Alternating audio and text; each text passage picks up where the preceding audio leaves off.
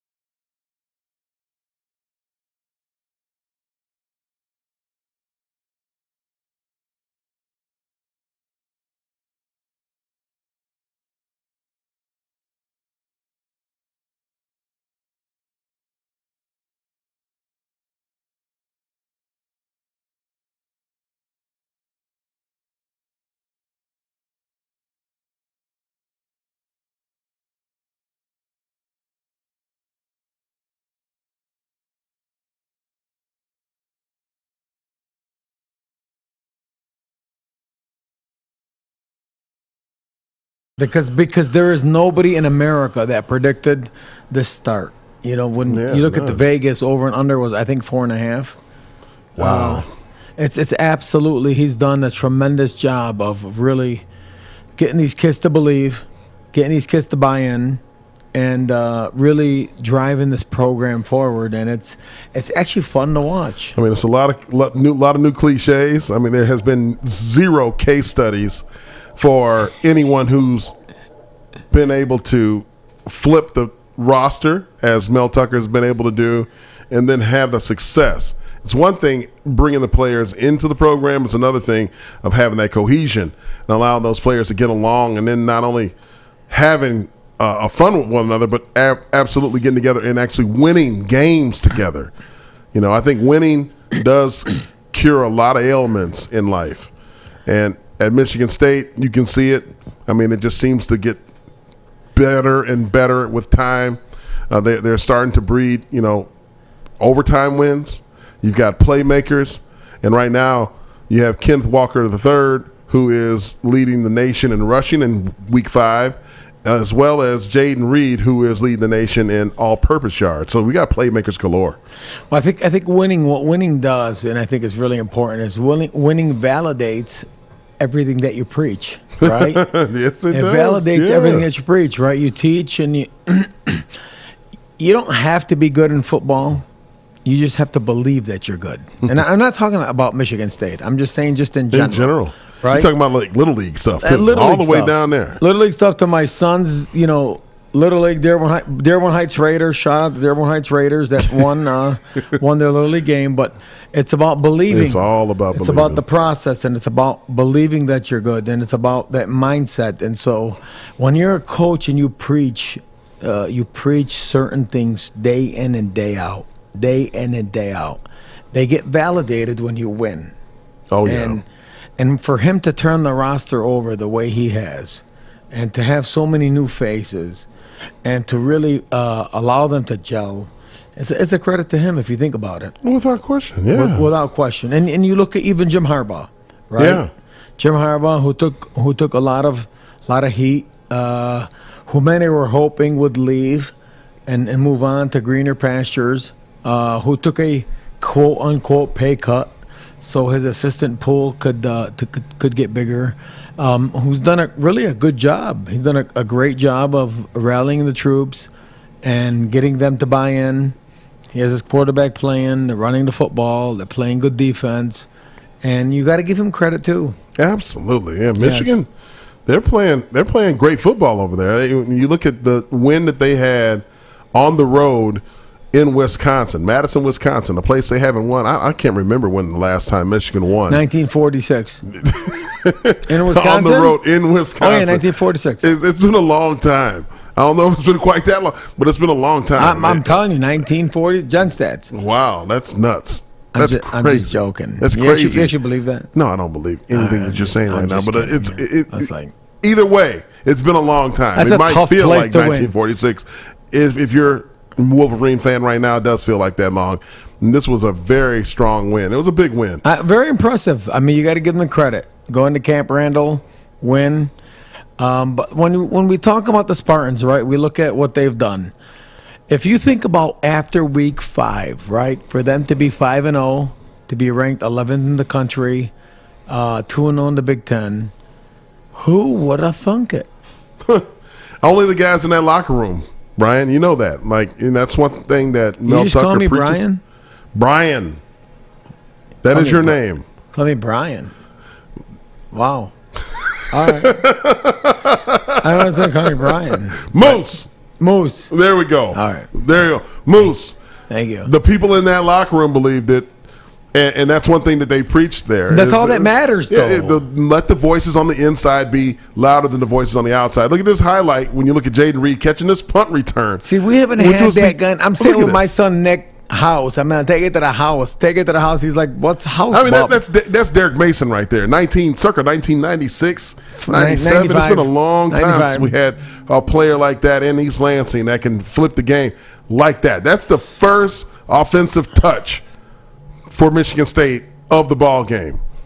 Opens up with a kickoff to the Hilltoppers of Western Kentucky, but then they punt the ball and Jaden Reed, boom, scores on that punt return. Yeah, if you look at the first 3 possessions, 21-0 came out, put their foot on the throw, and Western Kentucky, regardless of their record, is got a fast tempo offense, throw the ball over the place, very hard to defend, and Mel has talked about bend but don't break, and I thought actually while they gave up 480 yards passing.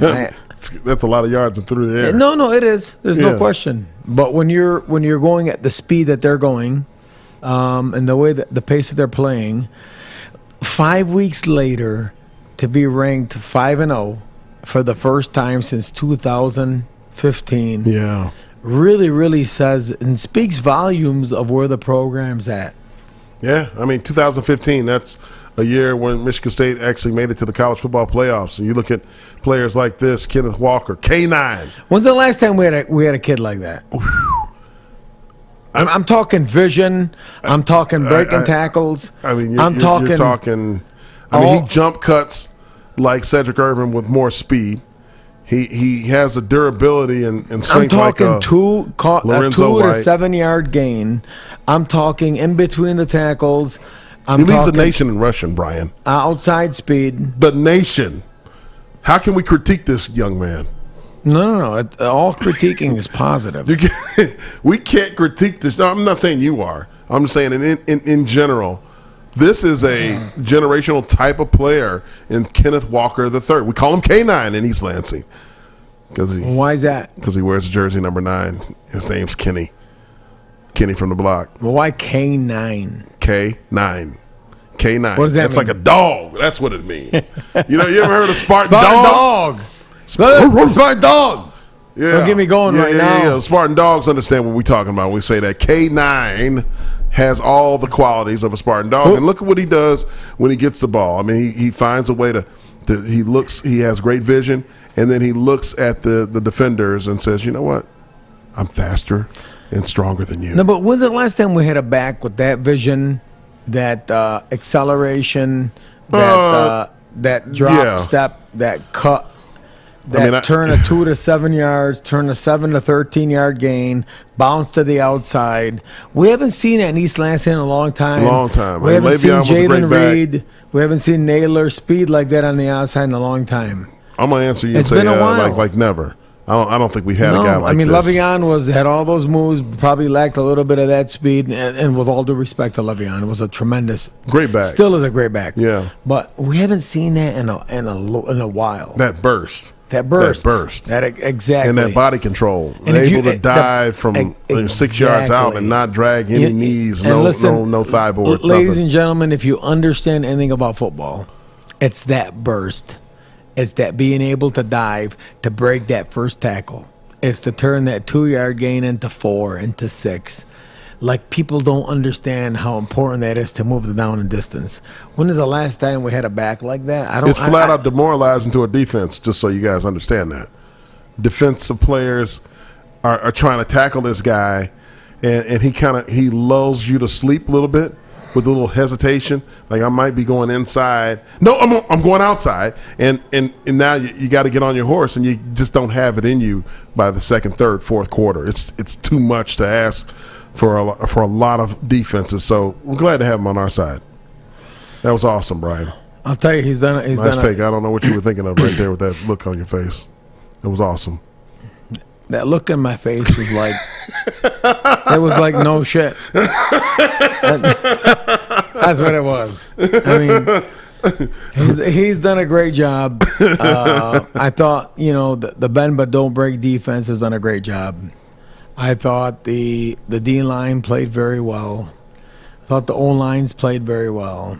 The speed on the edges, we haven't seen speed like that in a long time. Talking about that D-line, though, a little bit, you got guys like Panashuk, man, Jacob, man. Those guys are getting after it. It was a tough loss in Drew Beasley. Lost him in the Is he out for the year? The Nebraska game. No, if there's a guy that's going to come back, it's going to be Drew Beasley. He will make it back if he's able. But right now, it's not. He's not playing. He's got to mend a bit. But Panashuk, had 4 sacks against Nebraska. Comes back with 2 sacks against the Hilltoppers of Western Kentucky.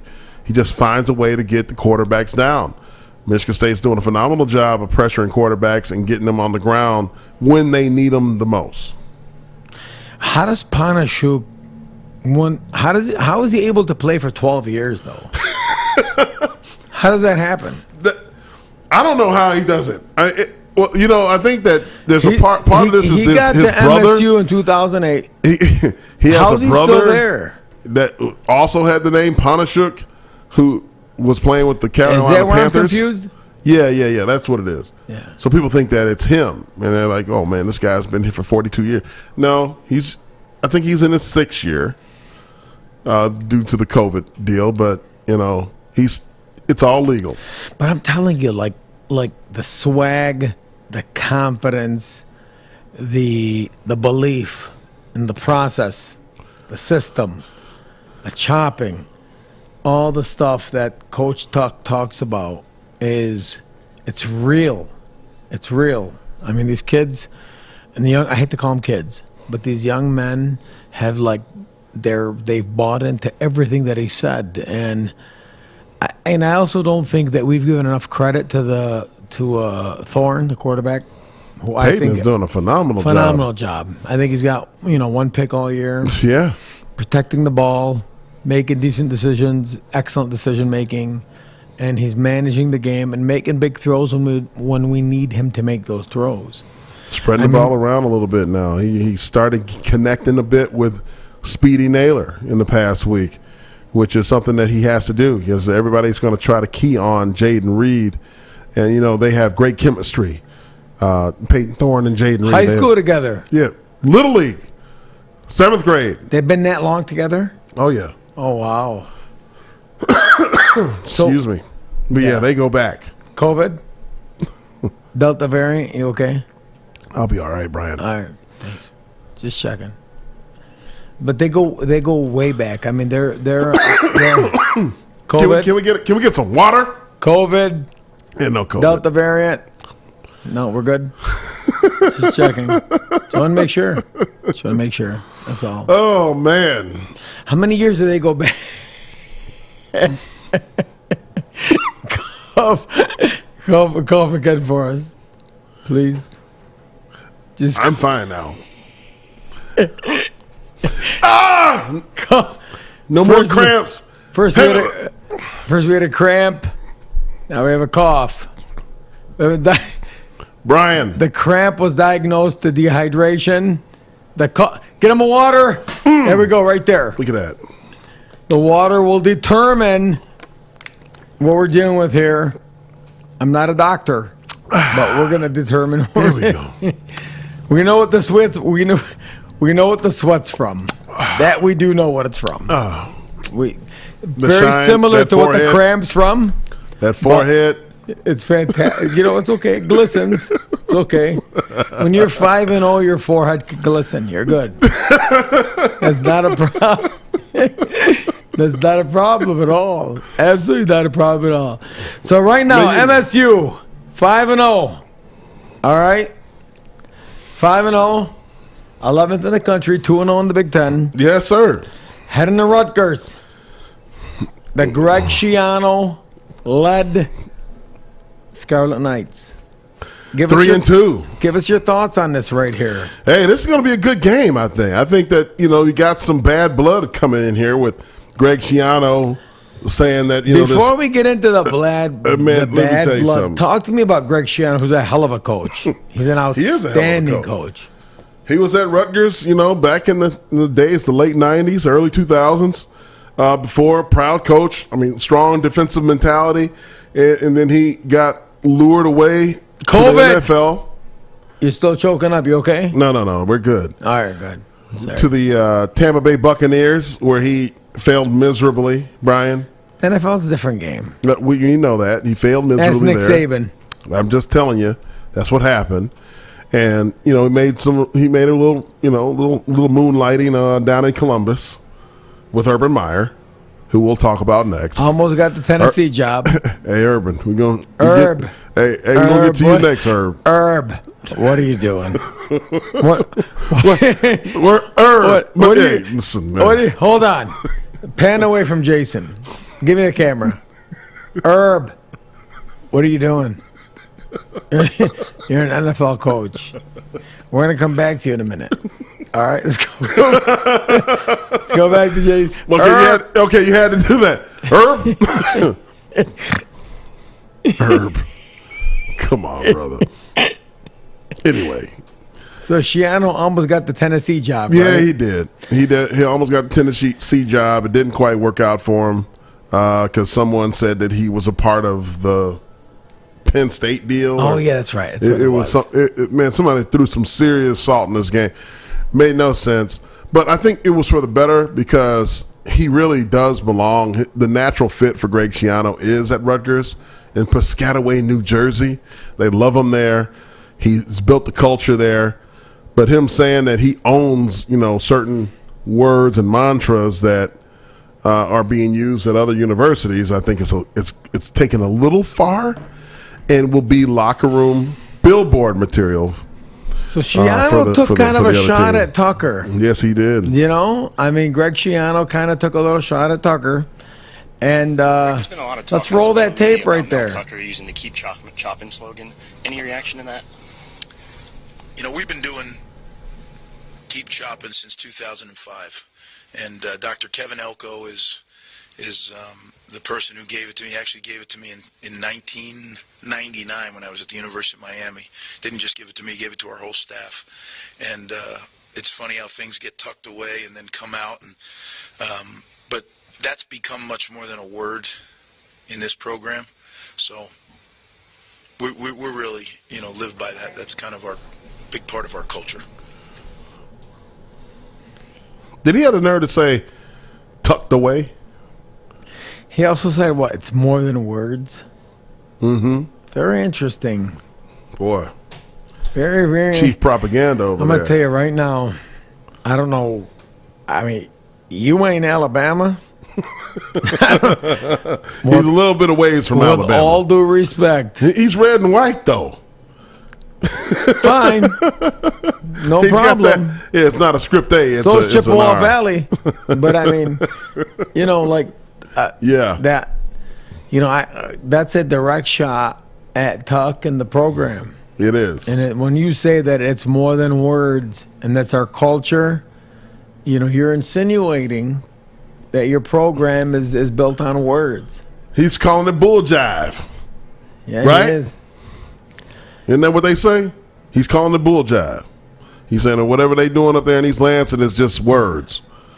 We've had this tucked away, quote unquote, tucked away since 2005. He said he learned it from somebody back in the Army. I don't know what he's talking about.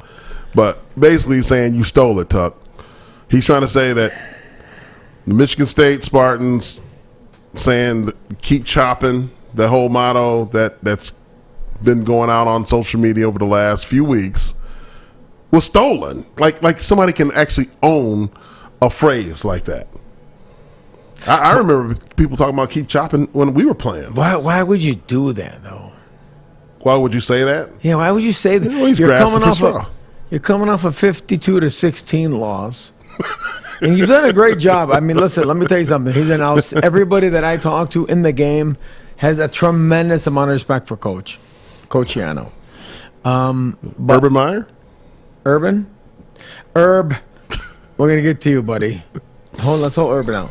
But tell me what the mindset is of Coach to even want to even engage in that conversation.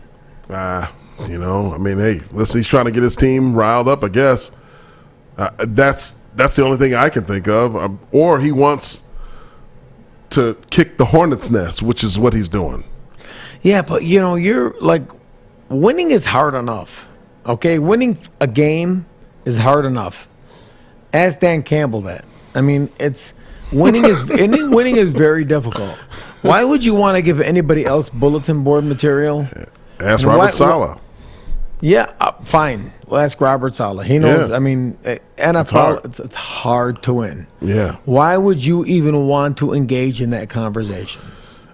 I actually thought when I read that New Jersey, that the reporter that wrote the article, I actually thought it was a parody at first, that he's doing an investigation.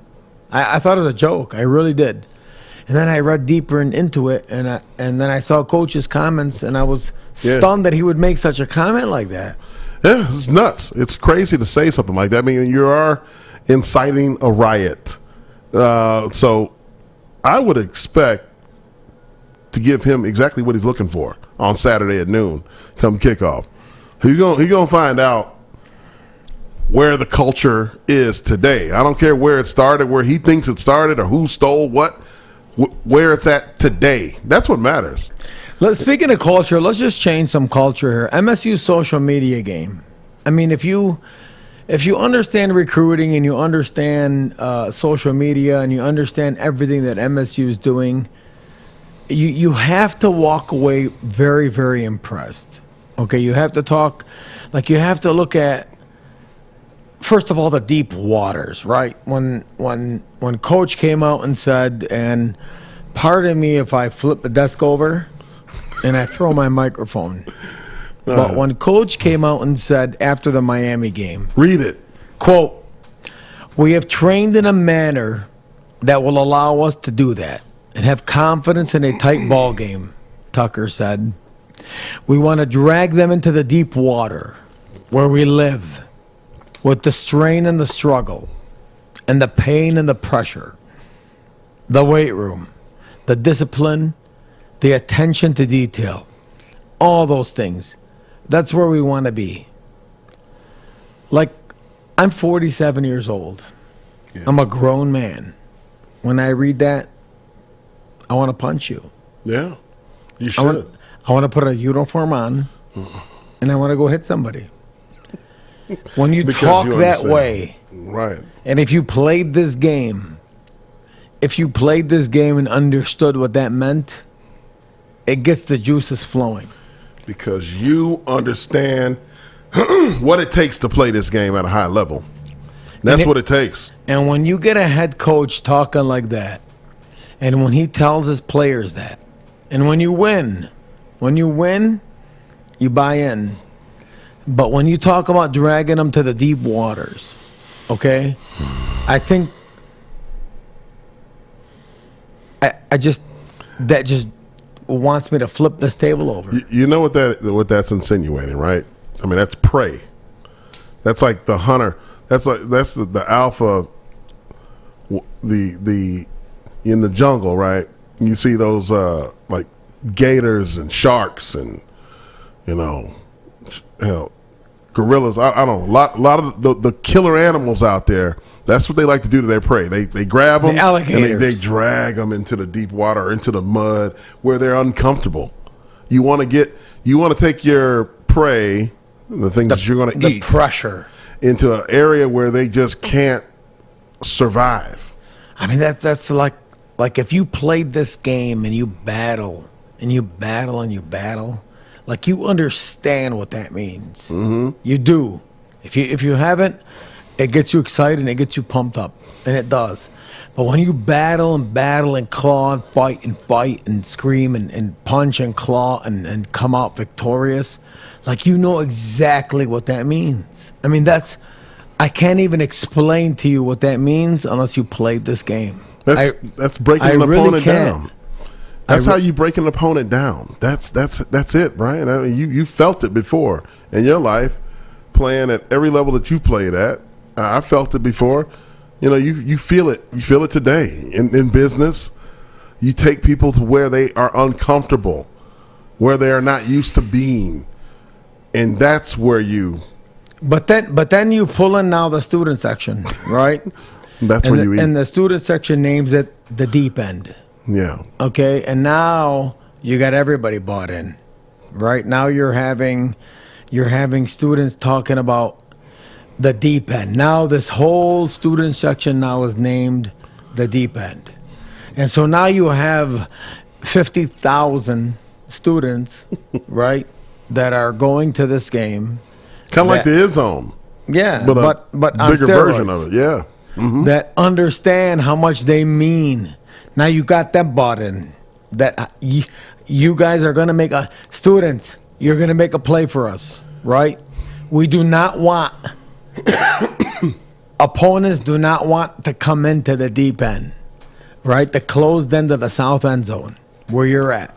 Since he's brought that out, how many false starts have there been? About 4. Yeah, because they know now they have ownership of the game. Yeah. They know they can make a difference. Just like out in Seattle, the 12th man. This is it. And you talk about that deep end, and now you give ownership to the students. This social media game is absolutely brilliant. And then you don't rename, but you reintroduce the stadium. You reintroduce the stadium, which I remember. I can go back to. I remember when Golden Pat Rowe called it the Woodshed. Yeah, I totally remember. And you come out with this video. This video about the Woodshed. The Woodshed. A place unlike any other in the country, where physical football happens. It'll be a double mouthpiece game. You play against us, you're going to have to pay a heavy price. We need to send a message. If we still don't have respect, if we still got a chip on our shoulder. Preparation to get things going.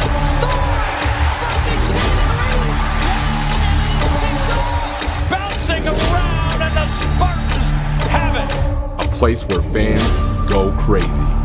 With this game being a night game, I anticipated being pretty rowdy in there.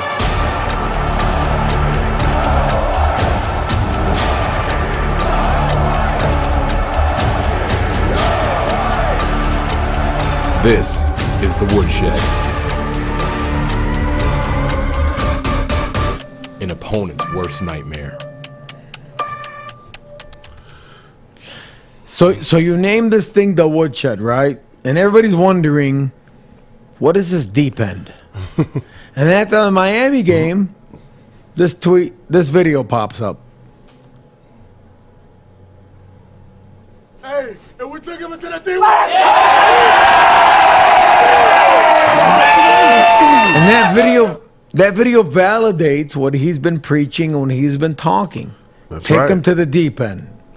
We took him to the deep water, huh? Yeah. Did we take him to the deep water? And he's building this culture. He's he comes up with this relentless, right? Hashtag and relentless, and then keep chopping, as Greg Schiano wants to take claim for, and then you have all of a sudden the whole state, the whole country is trending hashtag Tuck Comin, Tuck coming, Tuck coming. You know what's amazing to me is that you have the power of suggestion on steroids now because you have the ability to use social media.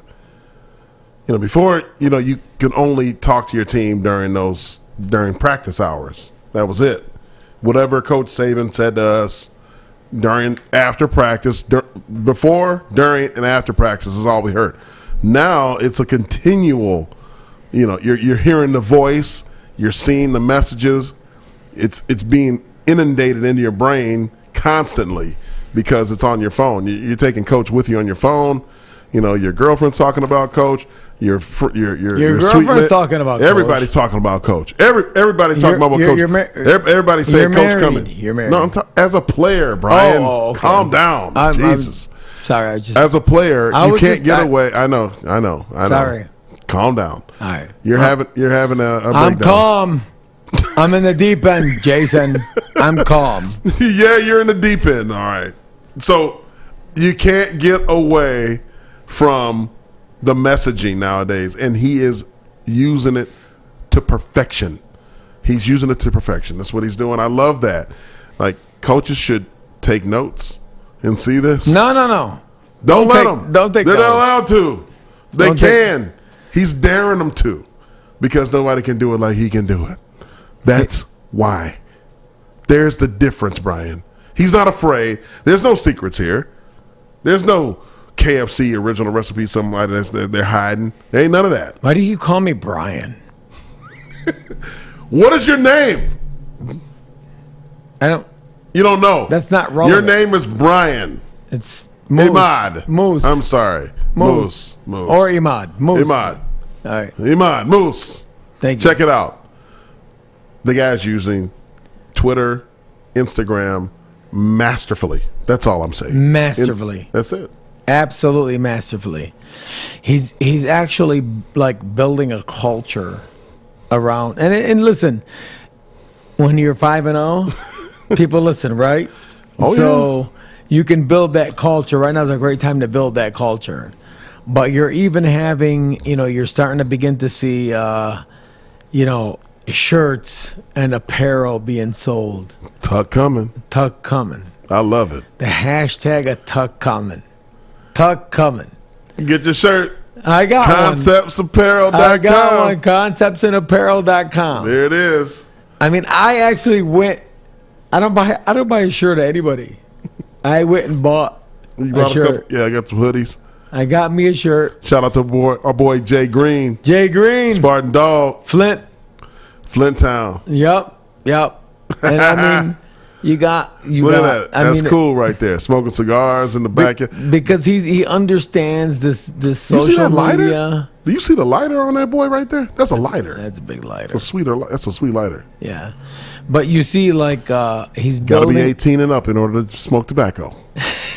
I mean, he's building a culture here, and he's getting everybody to buy into what he's saying and what he's doing. And like, to me, you win when you do that. I mean, you absolutely win when you do.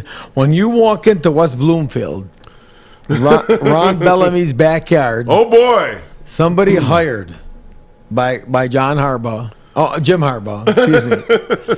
Right, and you pluck Dylan Tatum right out of. Oh man! Oh, my. I think that Jim hired Ron Bellamy, just for the. If any of you know anything about recruiting, just to get Dylan Tatum, as demoralizing as that can be, as a dagger to the heart, when you hire the high school coach from West Bloomfield, and the 4-star recruit commits to Michigan State or to another school, that's a dagger. No, Michigan State. That's tough. That's a dagger.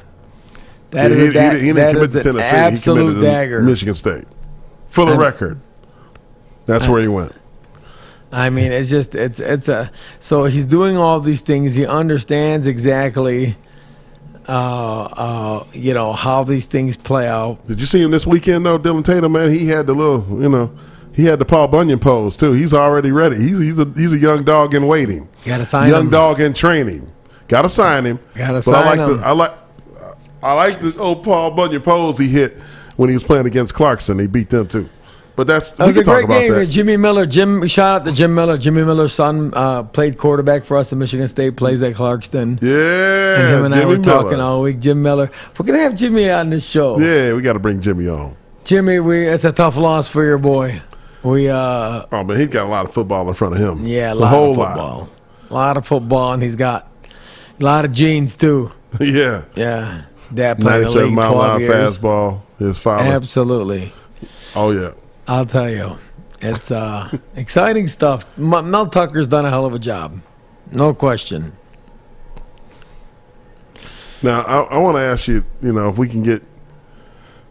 I don't know if we have any. If we have the next picture ready. Which one?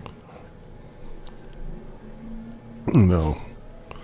For Brian and his comment, do you feel vindicated now because of all the things that you were saying before? About waffling flake. If you can recall, if we go back to February of 2020. Why are we bringing that up right now? Man, you had a lot to say back then about a head coach from Cincinnati by the name of Luke Fickell, who was slated to be the next head coach at Michigan State. Whoa. And no, that's not true. That's you. This is you. Trustee. Who's that? It says trustee. Michigan State football can't force somebody to come doesn't here. say my name. No, come on, man. Hey. We're not. I was. What? You were the one. I was talking in generalities. I wasn't talking about a particular head coach. Did you not go on a radio show? And we say, got the guy we wanted. I know we did. We got the guy we wanted. Ultimately. Yes. No. We got the guy we wanted. When you look at the interview, the recruiting plan, we look at the guy that knew our depth chart from our first and second string, knew had a recruiting plan in the 300-mile radius. I'm not saying that had anything to do with you. Alan but Haller. You were the one. You were the one I'm who going to tell you right now, that. Alan Haller has been part of the last two hires and led the last two searches. So hiring Mel Tucker belongs to Alan Haller and Bill Beekman. Without question, it belongs to him. But you went. Listen, there was a time when Brian. We don't want a waffling flake. Yeah, no, that's we what don't. you said. It's not about any particular coach. You said a waffling flake. We don't. Look, we got Izzone members that were. Look at him, ode to you. Look at that. That's got nothing to do with me. That's a scary kid right there. That's got nothing to do with me. That was everything to do with you. We want a coach that would walk here. Mel Tucker would have walked to Michigan State. Absolutely. It's that simple. We don't want a waffling flake. No. We don't. I'm not talking about any other particular coach. Luke Fickell. We don't want a waffler. We want a guy that wants to be here. Mel Tucker would have walked here. We got the right guy. We got our guy. We got the guy. There's nothing to feel vindicated about. Thank God we got this guy. Okay, but let's be very clear. There's nothing to feel vindicated about. Why not? Because we got the guy we wanted. Okay. We got the guy we wanted. Okay. It's plain and simple. You're not answering the question. When you talk to the committee. You're not answering the question, Brian. What's the question? Do you feel vindicated? For what? The waffling flake comment. I stand by it. Okay. We don't want a waffling flake as No, we don't want a waffling flake. No. Even if he beat Notre Dame? We want a guy that walks here. Even though he beat Notre Dame at Notre Dame? We want a guy that wants to walk to MSU, that this is a destination job, that this is his end job. That's who we want. All right. It doesn't matter who it is. Okay. I will stand by that comment 100%. To this day, I will tell you, we do not want a waffling flake. No. Mel Tucker would have walked here, and we got the right guy. Without question, we got the right guy. Okay. All right. So what's the point? Moving on. There's your boy. Yeah! Was that because of that comment? Exactly. He went out and made that waffle head for you. He loved him some trustee Mosallam. I have nothing to do with that. Oh, you have everything to do with it. We're going to bring him on the show. Find him. We're going to bring him on the show. Listen, there was a search conducted by our search committee. And when that search came back, led by Alan Haller, your new AD. Love Alan Haller. Honest to God, it was clear cut. Number one interview was Mel Tucker. He had a plan he knew our depth chart, first and second string. He knew their strengths and weaknesses. He had a recruiting plan for the 300-mile radius. He knew every high school, every area, every region. Mel Tucker coached at LSU, Alabama, Georgia, the NFL. He knows what it looks like, what it feels like to build a winning program. It's really that simple. He's been there, done that, has natties, has some rings. He knows what it takes. So are you saying that you sabotaged the waffling flake in order to get to him? I wasn't involved in the hiring process. Okay, good. Okay. I was a part of the committee. Okay. You weren't? No. Okay, I got you. All right. I commend Alan Haller and Bill Beekman, who led the search. Hats off to them. Absolutely. That's why Alan Haller is your new AD. It's exactly Mark D'Antonio. That's exactly Mel Tucker. That's why Alan Haller is your new AD. Moving on to Michigan. Your favorite topic. Absolutely. Played great.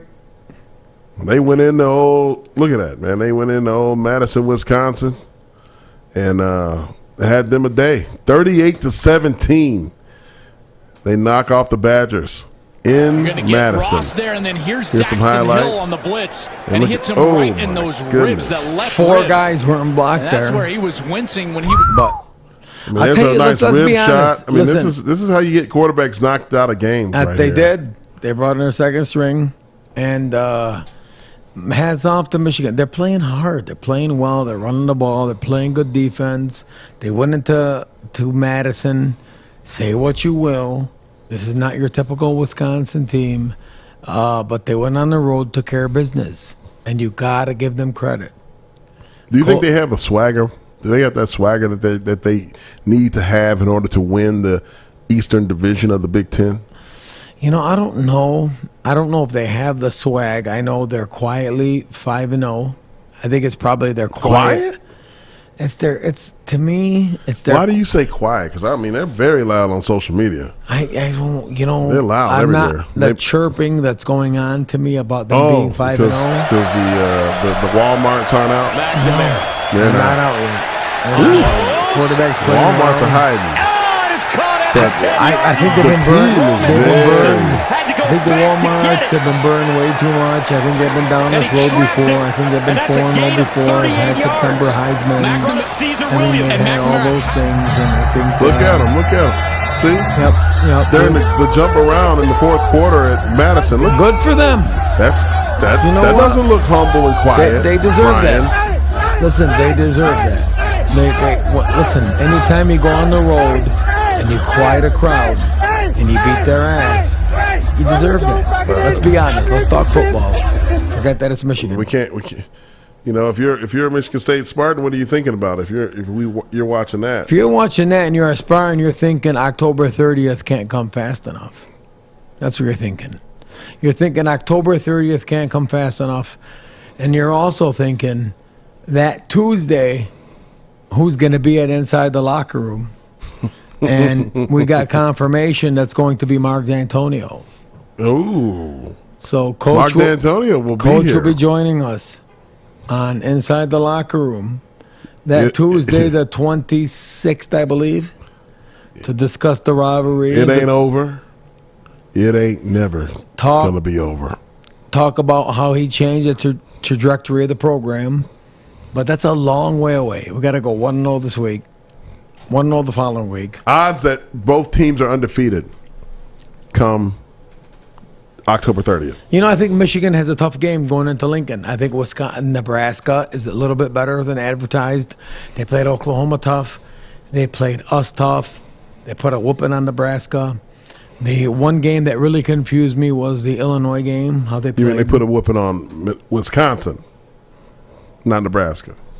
No, they put a whooping on Illinois. Oh yeah. Illinois. Yeah, Illinois. Yeah. So I think no, I'm sorry. They lost to Illinois. They put a whooping on Northwestern. Yeah. So and they played Oklahoma tough and they played us tough. So I think Nebraska is a little bit better than advertised. I think Lincoln's a tough place to play on a Saturday night. And you know as well as I do, going on the road in the Big Ten, playing at night, it's a tall task. So it'll be very interesting to see how they respond in Lincoln Saturday night. But, you know, if you look at their next two games and you look at our next two games, you know, all I can say is we should both be favored. Should we go into those games undefeated, each team? Yes. But you know as well as I do, you got to play the games, right? You play to win the games. Yeah, you play to win the games. You have to play. So the likelihood of both teams going 6-0 heading into East Lansing on October 30th, I don't have any extra tickets. Nobody call me. That's 7-0. No. Oh, 7-0. Correct. 7-0. Wow. When's the last time they were both 7-0 heading into that game? Stats. We got to get the stats on that one. Next gen stats. If you would have told me Michigan and Michigan State would be 7-0 heading into their opener, heading into their game in 2021, what are the odds of that one? That's low. Yeah. I mean, and I think that's what all the both fan bases are looking forward to that. They'd love to see it because each of them would love nothing better than to have the first loss be to the opposite. Listen, credit to Jim Harbaugh. To the rival. Credit to Jim Harbaugh. Credit to the program. I think Aiden Hutchinson is an outstanding player. He has really played well, and they have, in my opinion, are quietly 5-0. Right? They started out not ranked in the preseason, no hype, no ballyhoo, and I think for them to be 5-0 quietly, us to be 5-0. Do we have that tape on Aiden Hutchinson? He's good. We played it. Yeah, we played it. He's a player now. I mean, he's got to be accounted for. He's a top 10 pick. He's a hell of a player. Oh, hell of a player. He's got a motor. He won't Quarterback's quit. Coming around. They're running the ball really well. Question becomes is when you put it in the box, can he drop back and throw the ball? I mean, that's going to be the question when you play against them. But that's not our focus. Our focus is Rutgers. Their focus is Nebraska. And you just got to go 1-0 each week. I mean, really, what it boils down to. That's what it boils down to. Nothing else. Moving on to that Honolulu Blue. Lover, Lions, culture check. Here we go. Ford. How'd that go? 0-4 under Dan Campbell. Oh, man. So, yeah. Go ahead with Sheila. Oh. Oh, fans. Sheila. Isn't it great to have Calvin Johnson here at Ford Field? Calvin? Oh, man. It's all right. Calvin, witnessing your amazing career was an honor and a privilege. And my family and I want to thank you for all you've done for the Detroit Lions and the many memories you've given our fans. We are really thrilled with your enshrinement in the Hall of Fame. It is so well deserved. And we're thrilled to be here today for your presentation of the Pro Football Hall of Fame Ring of Excellence. Thank you.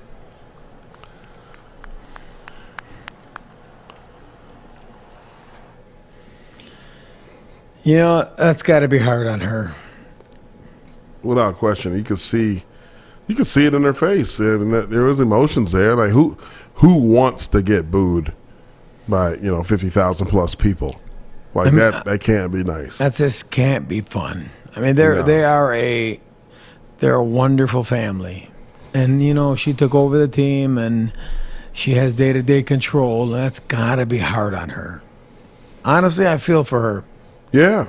How can you not? I mean, if you're a human and you have a pulse, you have to feel sorry for her. But, the fans, this wasn't really a personal thing for Sheila. I agree with that. It wasn't personal. This is more about, the family, the ownership, the decisions that have been made by the Ford family. Let's go back. It's Calvin Johnson, yeah. $1.6 million. Dan Muehlbach, cut him on his birthday. How many we got time and time again. You're going all the way back to Barry. There's a lot of issues that have happened. A lot of these decisions that have been made by the Fords that people just left scratching their head saying why. And looking at this roster, the way that it's set up, as we talked about weeks ago in the preseason, this is the worst roster in football, period, in pro football. It is. There's no doubt about it. There's no talent that you can say we're trying to win games or try to make a run at the playoffs. You can't say that with a straight face in Allen Park. There's no way. You want to know something? And I'm probably one of the biggest Lions pessimists that I've always been. I like Dan Campbell.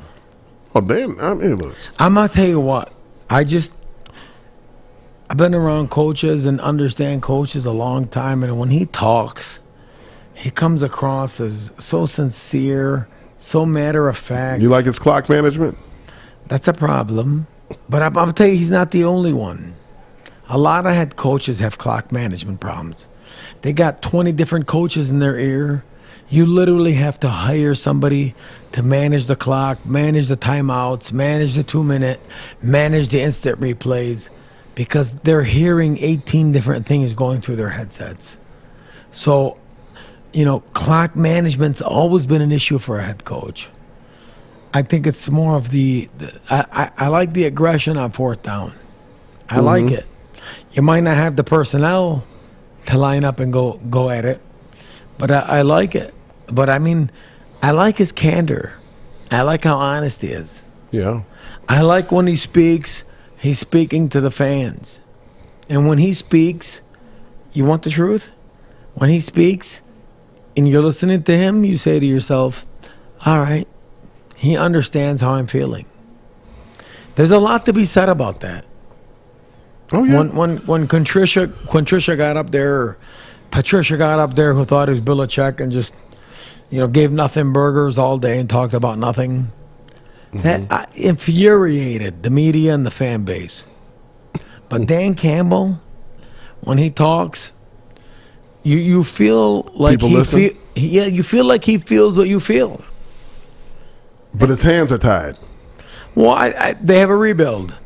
It's been a 60-year rebuild, but I think he understands. And when he's talking to you, he feels your frustration. He really does. When's the last time we had a coach get up there and just say some of the things that he said about Muehlbach, about going for it on fourth down, about his personnel? You just don't see that nowadays. No, Wayne Fonts. You see robotic. Here's some highlights here. Yeah, you just see coaches get up there and give you a robotic coach a speech and doing their job because the NFL requires them to take a press conference and because reporters need to fill up their articles. But I kind of feel that Dan Campbell relates very well to the media and to the Detroit fan base. Now, is that going to translate into wins? I don't know. If I had to guess on past history, probably not. Probably not. Yeah. How about that? Pass up on Justin Fields. And in his second start, has himself quite a day against the Lions at home. I'm okay with passing on Justin Fields for Penei Sewell. I'm okay with that. You're okay with it. Yeah. But is the fan base okay with it? That's all that matters, though. Will the future be okay with it? That's what we don't know, Brian. I am not convinced Justin Fields can get past his first and second progressions onto his third. Are you saying he's dumb? No. I'm just saying the offense that he grew up in was not built to get to your third progression. He looks awful good. He looks pretty good. He looks great in the uniform. I mean, but when he's a weapon. When you play a great defense and they take away your first and second read, can you get to that third read? All right? When they're disguising blitzes, when they're bringing up safeties and corners and you can't tell what coverage they're playing. Can you get to the third read? You can't tell what coverage they're playing. That's a big difference. I mean, they're playing one coverage on the front side and a different coverage on the back. It's crazy. The NFL is full of disguises when it comes to secondary coverages. That's why they eat rookie quarterbacks alive. That's what it's about. I think it's too early to tell about that. I think Penei Sewell was an outstanding draft pick. What are they gonna do with Penei Sewell? I don't know. That's the part. Like, he's playing better at left side. Yeah, I mean, that's what they're notorious for. What's going to happen? They draft guys and put them in different positions. I mean, that's what they do. I mean, if I were a betting man, I would have to guess what's going to happen is probably what's happened the last 60 years. If I look at the analytics and I look at my algorithm, it's probably going to be the same thing. They're going to screw it up. They're going to put Penny on to the right. Look, in the NFL, it's very simple. Okay? NBA is simple. You can get one or two great players, and you can win a championship by accident. But there is no other sports in all the professional sports, where the structure of the organization matters. Where there has to be alignment between the front office, the coaching staff, the GM, the business operations, the CFO, the scouts. There has to be complete alignment. Ask Pittsburgh Steelers. Ask the New England Patriots. They don't win every year by accident. They're not successful over a long, sustained period by accident. Organizational structure, hierarchy, who reports to who, cultural alignment matters. And I think that's in Detroit. That's been the biggest question mark. So they just don't know who reports to who? That's the problem? I don't know what the problem is. No one knows what the problem is. That's the problem. I just think, when you have people running the show that are not football people, it's hard. Oh, there we go. When you have people who think they're football people that are sitting in a room watching film as if they can dissect personnel, that's a big problem. That's what happens with a lot of these NFL teams, right? They're just toys for owners. Yeah. They become toys, and they get a lot of people there running the show that don't really understand football. You got to sometimes turn the keys over. Who do they need? What is it? It's a GM position. Is the CFO position? Where does it need to be? Ownership position? I think it's pretty clear what's been one constant for 60 years. Ownership. Doesn't take a rocket scientist. Hey, man. By the way, they're wonderful people. Wonderful people. I don't think they're selling. Not anytime soon. Fine. You're asking me, and I'm telling you. Man, we got to get to Urban, man. You're winding us down. Urban, what are you doing, Coach? What's he apologizing for, by the way? Oh, Coach. Boy. Coach. Coach,